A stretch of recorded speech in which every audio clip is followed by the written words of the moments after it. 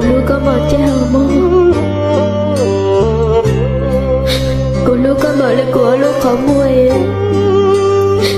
cô nên đến trời các tu sĩ, ôi đã trời vừa hãy cho cô anh em, để xin nhân đời cô tiền, ấy cô ta có mặt theo cho cụ, cụ chỉ tu sĩ cho cô.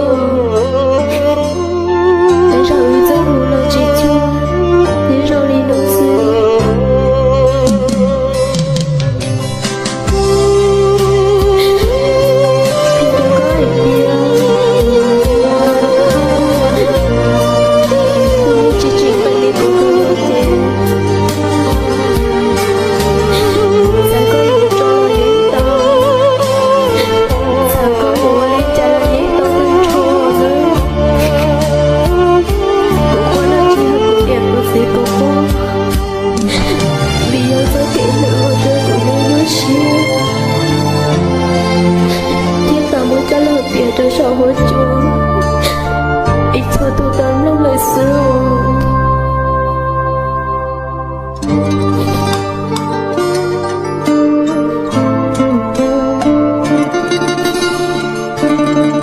cô yên báo ai bia cô tay cũng mơ trên làng ghi cho có lời xưa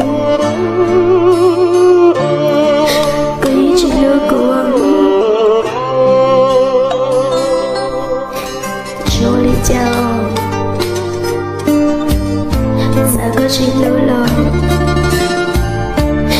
cứ như chỉ tua mơ ta chỉ mơ mơ của lúc xưa hệ ấy thảo của lúc nuôi xưa chỉ muốn tôi lần gì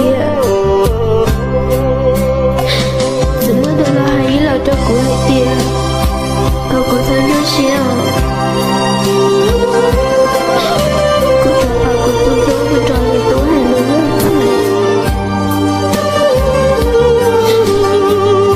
phải tôi kể lâu rẻ họ cụ thể nhớ trốn trọ cô lúc cũng mơ sự tôi kể lúc đôi cũng chỉ nhớ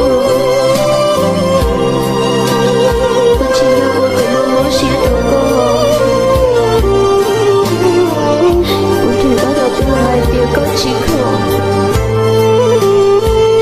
có mấy ai đâu cũng hay tiền có mang mang đi có chỉ sẵn chuyện tổ xứ cực bảo rồi